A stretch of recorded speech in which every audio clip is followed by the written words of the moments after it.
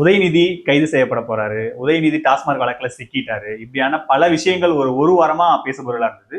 உச்சநீதிமன்றம் வந்து இந்த விசாரணைக்கு முற்றிலும் தடை விதிச்சு சில கடுமையான வாசகங்களை பயன்படுத்தியிருக்காங்க. அமலாக்கத்துறை கூட்டாட்சிக்கு எதிராக செயல்பட்டு இருக்கு.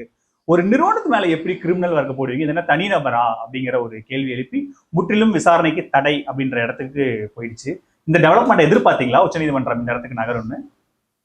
அதாவது இவங்க வந்து பொண்ணை பிடிக்க போய் பேயை பிடிச்ச கதை ஆயிடுச்சு அமலாக்கத்துறை.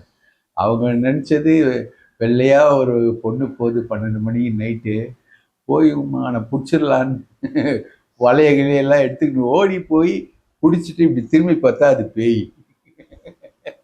அந்த மாதிரி மாட்டிக்கிட்டாங்க. அதாவது செந்தில் பாலாஜியை வந்து நியூட்ரலைஸ் பண்ணணுன்றது அஜெண்டா. அது வந்து நீங்கள் அந்த காலத்தில் சவுக்கு சங்கர் ட்வீட்டை பார்த்தாலே தெரியும். இந்த மாதிரி அவர் இப்போ கூட ஒன்று பேசியிருந்தார். சிஎம்ஐ சந்திக்க போனோம் நாங்கள். போனோடனே ரத்தீஷ் தான் கூட்டிகிட்டு போகிறாரு செந்தில் பாலாஜியை. ரத்தீஷ் வந்து சுதாகர்னு ஒரு ஐபிஎஸ் அதிகாரிக்கு நெருக்கம். அவர் சுதாகர் ரூம்லேயே ரத்தீஷ் இருக்காருன்னு இவன் ஒரு ட்வீட் போட